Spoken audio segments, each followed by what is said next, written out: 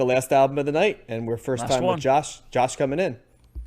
Yep, we've got They Might Be Giants Flood from 1990, and in the opening montage you heard Birdhouse in Your Soul, and now you're going to hear Particle Man on They Might Be Giants. Try getting that song out of your head now.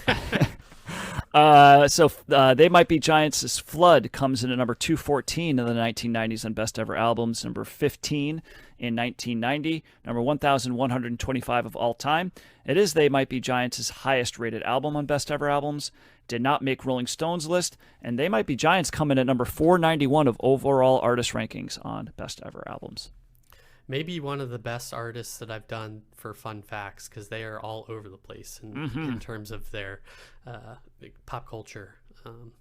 So they are, They Might Be Giants was formed in 1982 in Brooklyn, New York, and it consists primarily of John Flansburgh and John Linnell as They Might Be Giants. Flansburgh plays the guitar and vocals, and Linnell plays accordion, keyboards, and woodwinds, and they are often accompanied initially in on this album, Woodwinds, accompanied by a drum machine, but I think they also often have a drummer when they do live shows in later albums. This is our first time covering the band. Neither member was in a band we've previously covered. This is their third album and their first major label release. They have 23 studio albums, including 5 children's albums. Genres include alt rock, art rock, power pop, children's music, and geek rock.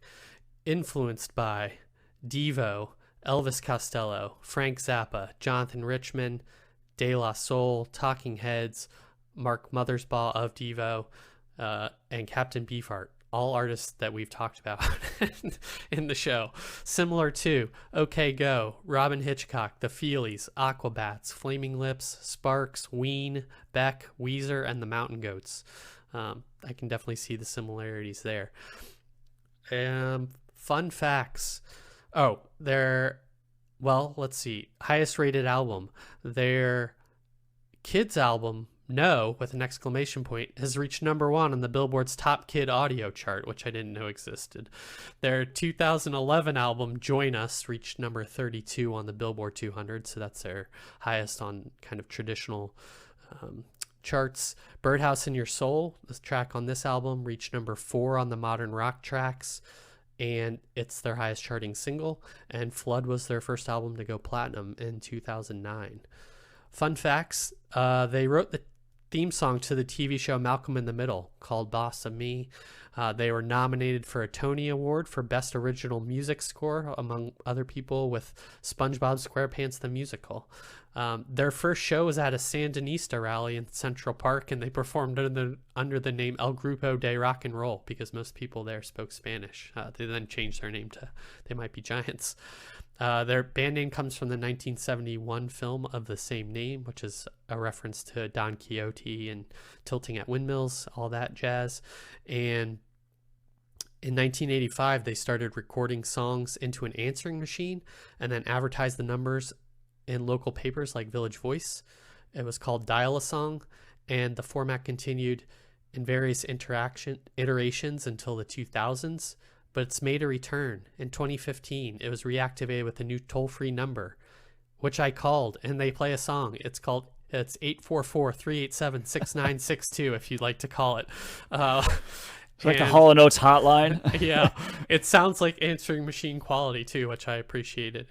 In 1999, they became the first major label recording artist to release an entire album exclusively in MP3 format, and they performed the Daily Show theme song, Dog on Fire, composed by Bob Mould, who we've talked about from Husker Du, when Jon Stewart took over the Daily Show. I listened to that. It's not the same version as they play nowadays, but it's like the bones are there and you can definitely hear it. They also have a long history of appearing and working with animated cartoons and programming, children's shows. They have crossed over into children's albums and have a strong children's following and like all ages family vibe to them. I think you can probably hear that on this album. And so interesting group that I really didn't know about. So Flood, Let's start with John. What did you think of Flood? Let's start with Matt. Okay, let's start with Matt. I think I know what John's going to say. Also, Josh, you forgot to mention that They Might Be Giants have a song named after my hometown, Canajahary. It's a freaking great song. I did not know that. I did Yeah. not see that. Yes. So it's, I forget what album that's from, but yeah, you should check that out. So yeah, I've known of They Might Be Giants. I actually saw them in college. It's kind of a buddy that was just like, we're gonna go see They Might Be Giants. I'm like, what are they saying? And so like, it was exactly probably what you would imagine a talking head. They had like puppets and like weird, antics and stuff that they were doing on stage. It's like performance art in a way too.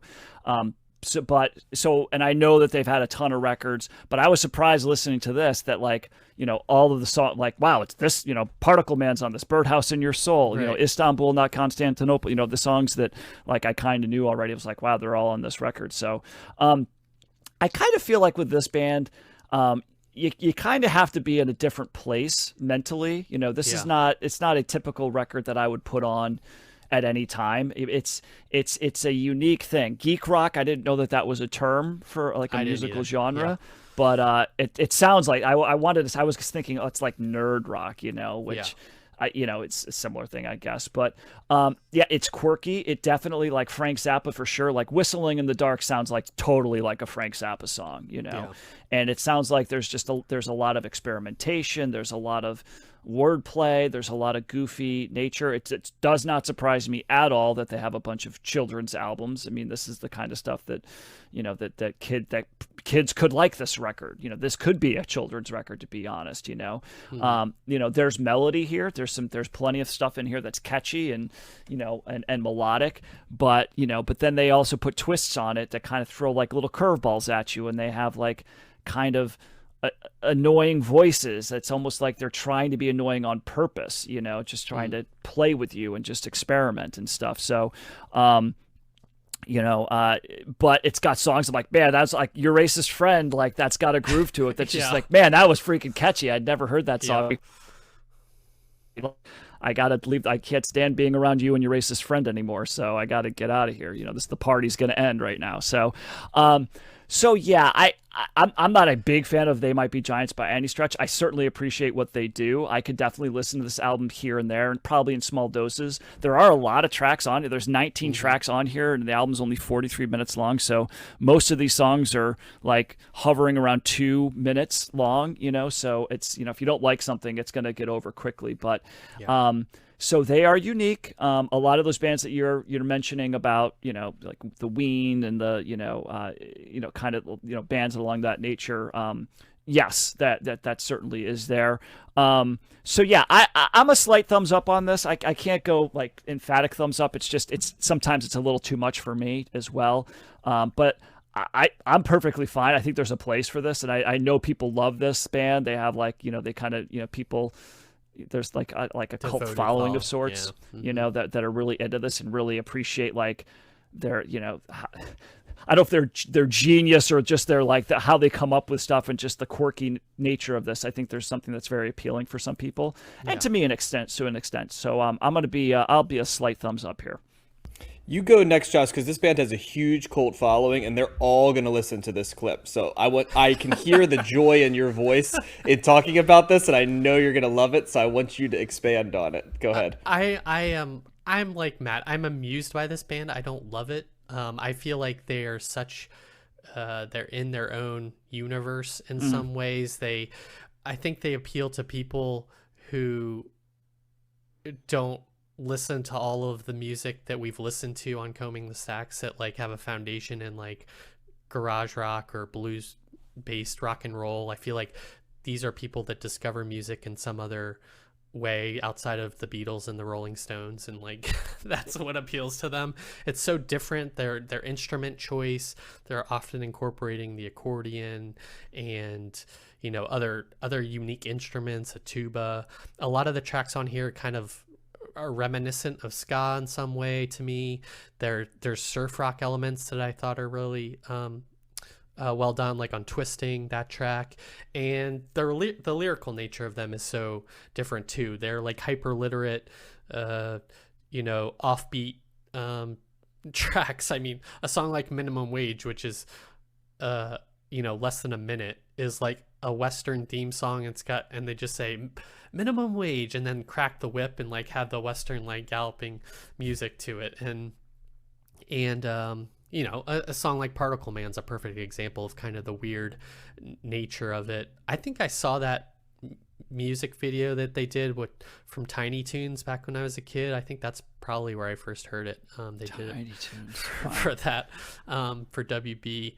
And but I think, so on the one hand, I feel like the talent is definitely there, and I like some of the music behind this. Like Lucky Ball and Chain is a really good song. I think Birdhouse Over Your Soul is clearly like, has some appeal. Even Emily recognized that song. I don't It's catchy, know where man. from. Yeah. So I feel like there is something here that I appeal to, but like it's good in small doses. Or like I can't imagine like this being my favorite band, or me feeling like Matt said, I'll just put a They Might Be Giants album on. Like it's like not a thing. Like it's each song is so different from one another. There's no kind of like thematic cohesion other than it being They Might Be Giants. Like it's just like I don't know, like a roulette wheel of different things, and that kind of throws me off. And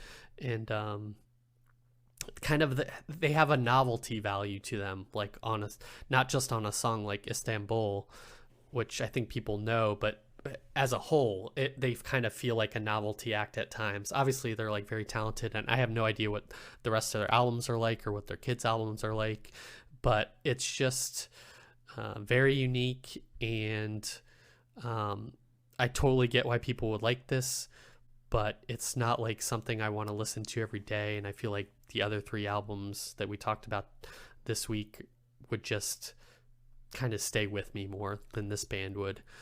They do I wanted to say they reference the DBs in Twisting, which a group that we talked about that I would not have known had we not done this show. So I always appreciate callbacks to deep cut albums that we've talked about. So yeah, good stuff. Mild thumbs up, but like not, I'm not like bowled over or infatuated with them immediately upon hearing them.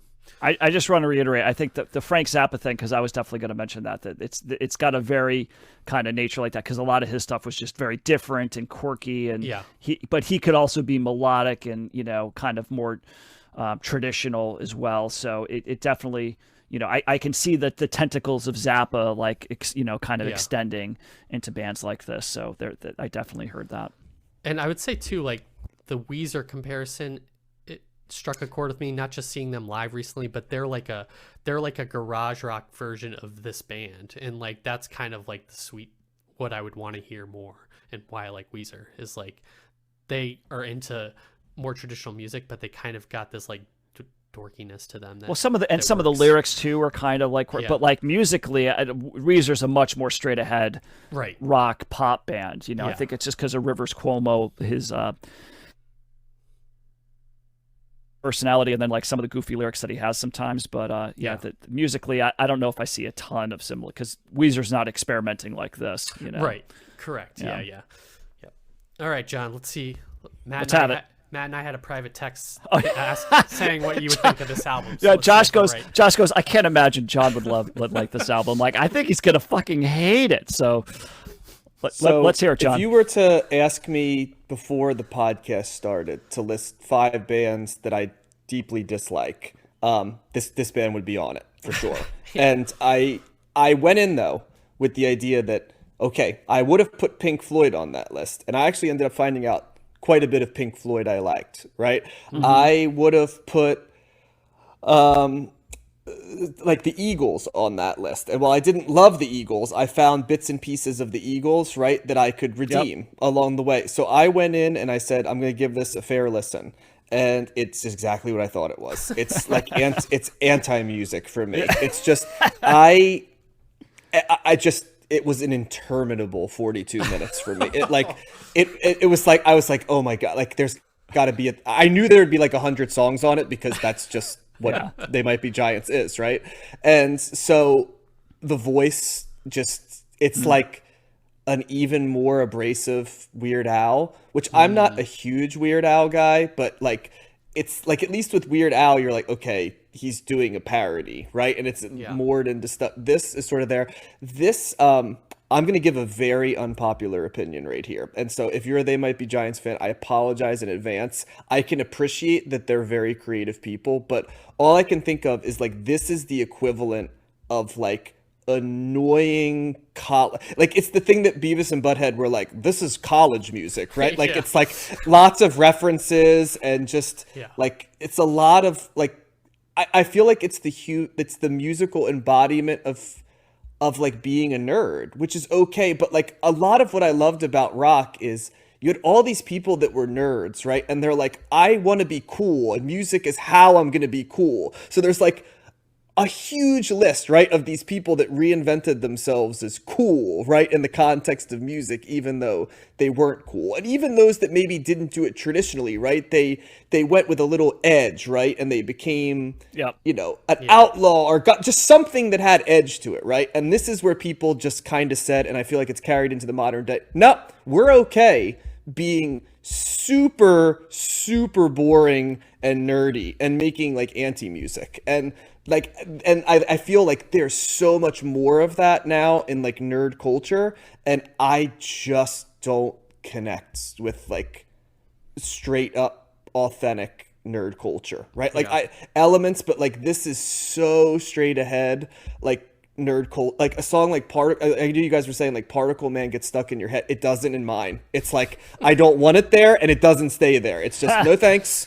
Istanbul, not Constantinople. It's like, it feels like I'm watching like a schoolhouse show trying to teach me something, and I'm like, oh, I don't need my pop music to be this. You know what I mean? It's one thing if like Animaniacs is there, but just unfortunately, this lane of music just it is the most Caucasian music as well too. I'd like to point out it is devoid of any, like, I guess your racist friend is taking sort of a reggae take on stuff, but even the take when they go into it is sort of, they're like flirting with this idea. And I wrote something down and I laughed after I wrote it, but I'm going to say it anyway because you guys will laugh. I said, I want to steal this music's lunch money is how I feel about this music. Like, it's how I just feel. It's like, I want to bully this music a little bit and move it to something cool. And I don't love that about myself, but like, I think that was my lasting takeaway, that just, you know, you guys have your genres you don't like, you know,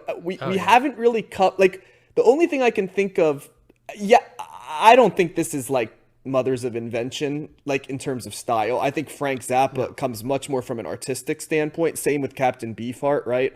Weezer is absolutely what I was talking about before, like nerdy guys that also want to be cool, right? And connect with cool, visceral parts of, like, They Might Be Giants is not going to say, I grew up listening to Iron Maiden and Kiss, right? They're going to say, like, I was influenced by the sounds on a Pentium computer. You know what I mean? Like, that's what they're going to say. Whereas, like, Rivers Cuomo, right? And that we're going to be like, I listened to traditional rock music and, like, Nirvana, you know what I mean? And they might be nerdy, but it's more a nerd aesthetic. Even the DBs, right? Like, they might be nerds, but their music doesn't scream nerd, right? Like, elements do, but they also ground it in stuff. This is just so in that lane of like college educated, like hyper online, you know, just really white, detached from rhythm thing that just isn't my thing. You know what I mean? That's okay. There's other bands that we haven't covered that remind me of that. Like Ween is another band that is similar to this, right? That I get, like, they talked about like Flaming Lips, which I get the aesthetic, but the Flaming Lips are like a psychedelic band, and like, once again, they're arty, you know, they're not. This band's like creative, but I wouldn't call them art school creative. They're more like traditional creative.